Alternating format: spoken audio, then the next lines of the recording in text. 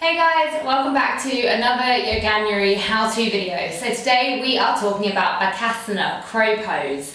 It's one that you get in a lot of vinyasa flow classes. It's part of the rocket sequence.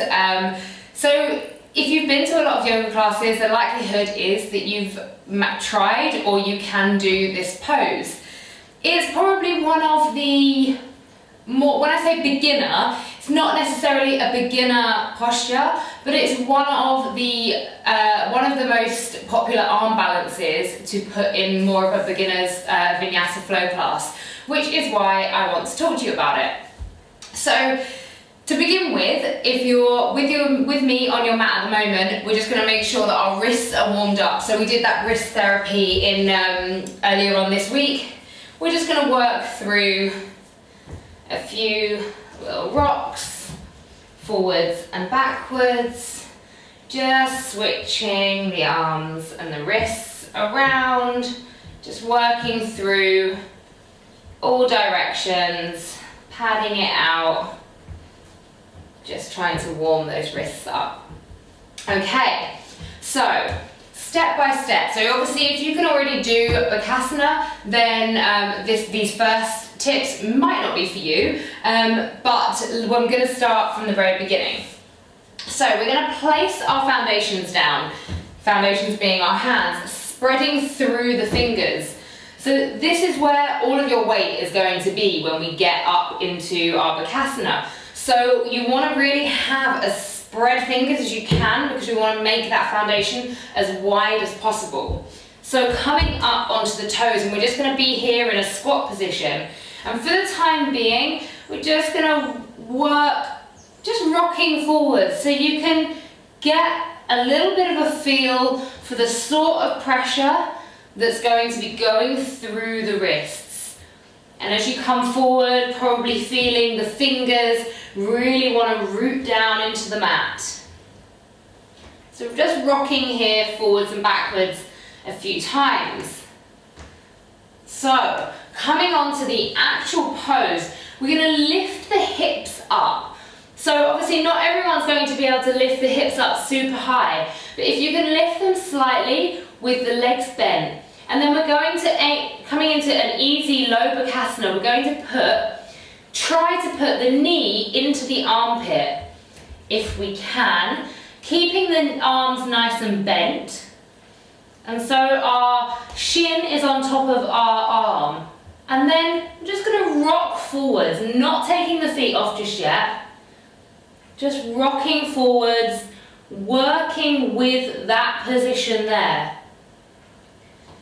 And just figuring out the weight and the counterbalance. If you're a little bit afraid of falling, put a cushion down in front of you. It will you won't face plant. Well, you might.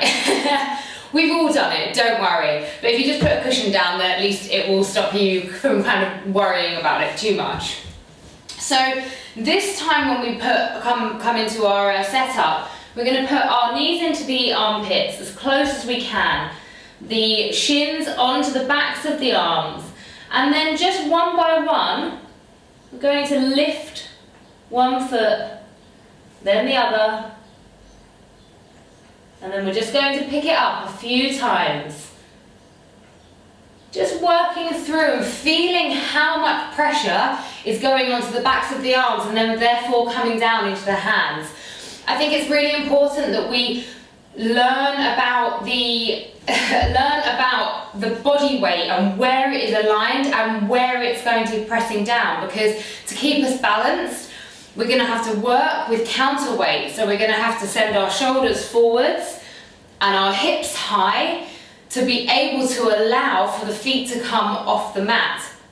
Now obviously as you start to build more and more strength, then you might be able to do Bakasana without even having your knees touching your arms and your arms straight, because you're all fancy like that. But let us come back into it. So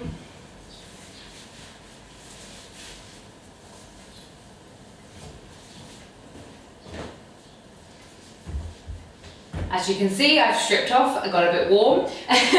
So So coming into it again, hope you might be able to actually see a bit better now. Bending the elbows, so just coming low, and then just try to come forward enough so that your feet just hover off the mat. And so here, I'm not actually lifting my legs up. All I'm doing is leaning forward enough for my feet to come off the mat. And it's learning about having that counterbalance. So let's try that again. Let's just keep coming back to this, where it is. And then once you're up, you can work on lifting the legs away from the arms and then straightening the arms. That's what we work up to.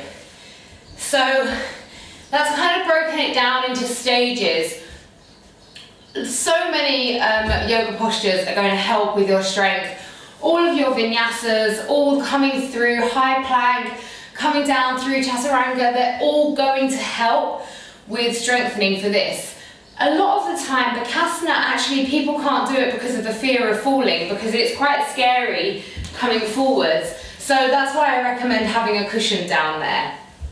And then for anyone, for the more advanced practitioners amongst you that might be watching that are thinking, okay, I can already do this.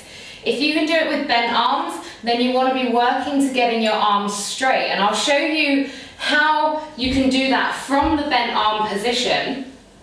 So we're in our bent arm position, but you want to have your knees really tucked into the armpits. So we're here, bent arms, and then once we've lifted the legs, we can then straighten through the arms and hold. And remember to breathe. It's one of those postures, one of those tricky ones that when you get up there, you're like, oh gosh, I haven't breathed for a while.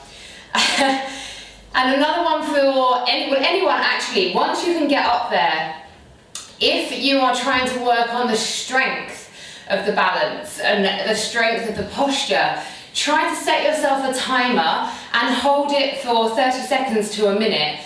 If you feel any pinching in the shoulder, come down, because we don't want to get ourselves injured.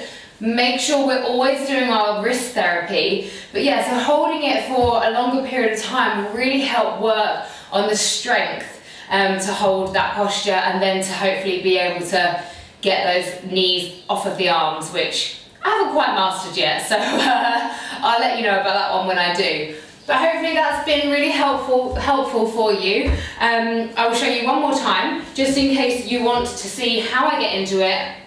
I've got my fingers really nice and spread, lifting my hips up as high as they'll go, sending the weight forwards, the toes come off. Holding it here is fine, or we can lift the feet and straighten through the arms. And don't forget to be kind to your wrists, because they work really, really hard in Bakasana. Cool. Thank you so much for watching, guys. I hope you found that useful.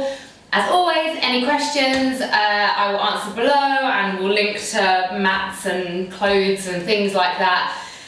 And I will see you tomorrow. Much love.